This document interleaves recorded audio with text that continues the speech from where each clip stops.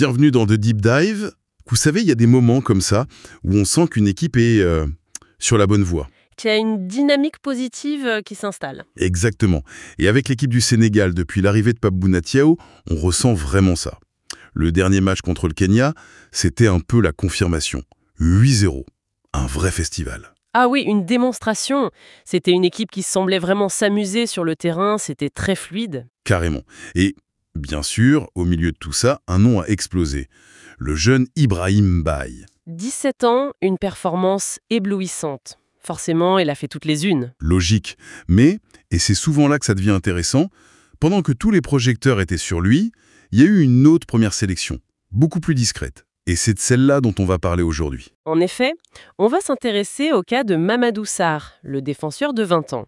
Il n'a joué que 45 minutes, la première mi-temps. Et on pourrait se dire, bon, 45 minutes dans un match gagné 8-0, qu'est-ce que ça peut bien nous apprendre ? Eh bien, c'est justement toute la question. Notre mission aujourd'hui, c'est de décortiquer ces 45 minutes, parce qu'elles sont en fait incroyablement riches en enseignements. Alors, allons-y. Qu'est-ce qui a rendu cette première mi-temps si spéciale ? Tout commence par une surprise, une vraie surprise du chef. C'est-à-dire ? Son positionnement. Pour son baptême du feu, Sarr est aligné dans une défense à 3. D'accord, jusque-là, rien de fou. Sauf qu'il est positionné stopper, gauche. Ah oui, alors qu'il est droitier. Exactement. Et ce n'est pas tout. Les 3 défenseurs centraux alignés ce jour-là sont tous droitiers. Donc en toute logique, on aurait dû mettre le joueur le moins expérimenté dans la position la plus confortable. La prudence aurait voulu ça, oui. On aurait mis un cadre à ce poste à gauche. Mais non, le coach lui a confié le poste le plus inconfortable. C'est un sacré pari pour une première sélection. Expliquez-nous un peu, pourquoi c'est si compliqué de jouer sur son mauvais pied à ce poste ? En fait, ça change tout. Absolument tout. D'abord, vos angles de passe sont complètement différents. Pour la relance, j'imagine. Pour la relance, c'est un cauchemar. Pour jouer vers l'avant, vous devez ouvrir votre corps d'une manière qui n'est pas naturelle. Ça prend plus de temps. Et au niveau international, le temps, on n'en a pas. On n'en a pas. Et défensivement, c'est pareil. Pour intervenir, votre orientation, vos appuis, tout est plus compliqué. Le risque de faire une faute est beaucoup plus élevé. Donc, le coach l'a volontairement mis en difficulté. C'est un test, en fait. C'est plus qu'un test, c'est un message. Le coach lui dit « Je connais ton talent, mais je veux voir ton intelligence, ta capacité d'adaptation. » C'est un signe de confiance immense. Et alors, comment a-t-il répondu à ce défi ? Avec une sérénité assez bluffante. Les retours parlent d'une prestation très propre. Il a fait comme si c'était son poste de toujours. Il ne s'est pas contenté de bien défendre, c'est ça ? C'est exactement ça. Et c'est là que ça devient fascinant. Il a immédiatement pesé sur le jeu offensif. Il y a des exemples très précis, notamment sur les buts. Le 4e, par exemple. Oui, l'action part de lui, et pas de n'importe où. Il est sous pression près de son poteau de corner. La pire zone du terrain pour un défenseur. La zone rouge. La plupart des joueurs, surtout un jeune pour sa première, auraient paniqué. Un dégagement en touche, et on n'en parle plus. Lui, non. Lui, non. Il résiste au pressing, il se défait du joueur, et il sort une relance propre qui va amener le but à l'autre bout du terrain. C'est une démonstration de sang-froid, ça. C'est de la maîtrise technique et mentale. Ça en dit tellement sur le joueur. Et ce n'est pas un fait isolé.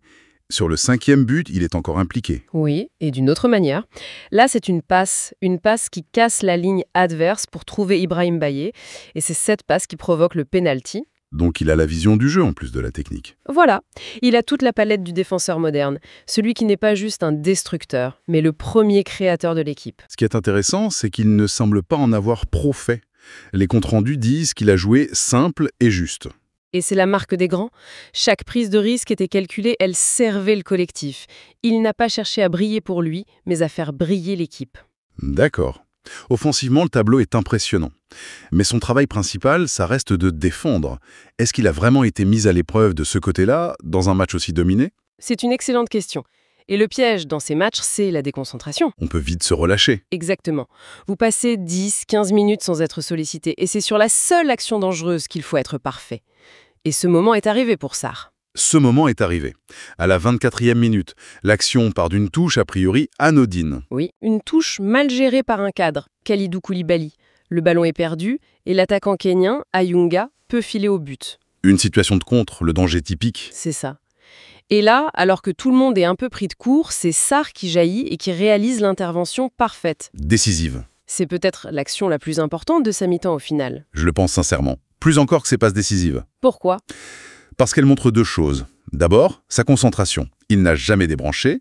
Ensuite, et c'est le plus important, il couvre une erreur d'une légende comme Koulibaly. Il n'a pas hésité. Zéro hésitation. Il a lu le jeu, il a vu le danger, et il a agi en patron pour sauver la situation. Ça, c'est un signe de maturité immense. Il a montré qu'il était fiable. La fiabilité, la qualité numéro 1 pour un défenseur. Absolument. Et cette maturité, on la retrouve aussi dans son attitude, son intégration. On aurait pu imaginer un jeune un peu en retrait. Timide, qui fait des passes simples et qui reste dans son coin. Voilà. Mais ça n'a pas du tout été le cas. Pas du tout. Et ça, c'est un autre point qui a dû plaire au staff. Il était entouré de monuments.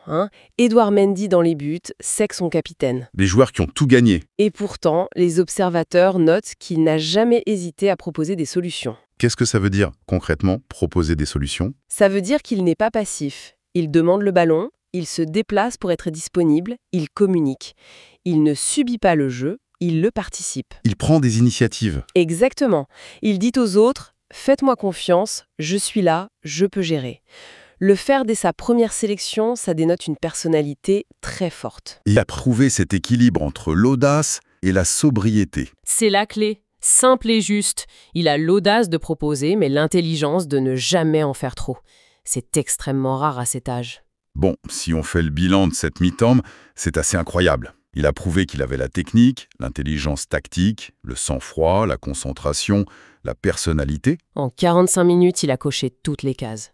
La conclusion, c'est qu'il est devenu une très sérieuse option pour la CAN. C'est plus qu'un simple espoir. Je dirais même qu'il a changé de statut. Avant ce match, il était un jeune prometteur. Après ce match, il est devenu un vrai casse-tête pour le sélectionneur. Un bon casse-tête. Le meilleur des casse-têtes. Il vient créer une concurrence saine et bousculer la hiérarchie. Surtout que sa polyvalence, le fait de pouvoir jouer à gauche, c'est un atout énorme dans une compétition. C'est un avantage tactique précieux, surtout si le coach veut continuer avec cette défense à 3. Ce système exige des défenseurs qui sont des vrais footballeurs. Et Sarr a montré qu'il en était un. Il l'a montré de la plus belle des manières. Il ne vient plus pour compléter le groupe, il vient pour postuler à une place. En résumé donc, loin de toute l'agitation autour des buteurs, on a assisté en 45 minutes à la naissance d'une nouvelle force tranquille. C'est ça. Mamadou Sarr a montré qu'il n'était pas une solution pour demain, mais une option très crédible pour aujourd'hui. Sa maturité à 20 ans est vraiment exceptionnelle. Pour moi, c'est la plus grande victoire de ce match amical, au-delà du score. Le 8-0, c'est bon pour la confiance, bien sûr. Mais ça reste un match amical. Exactement, alors que la confirmation qu'un jeune talent comme Sarr a non seulement le niveau, mais qu'il peut apporter un plus, ça, c'est une assurance pour l'avenir. C'est comme ça qu'on bâtit les grandes équipes. Et pour finir, je voudrais laisser une dernière pensée. Après cette performance, la question, ce n'est plus de savoir si Mamadou Sarr a sa place dans le groupe pour la CAN. La réponse est oui, de manière éclatante. La question a changé. Complètement.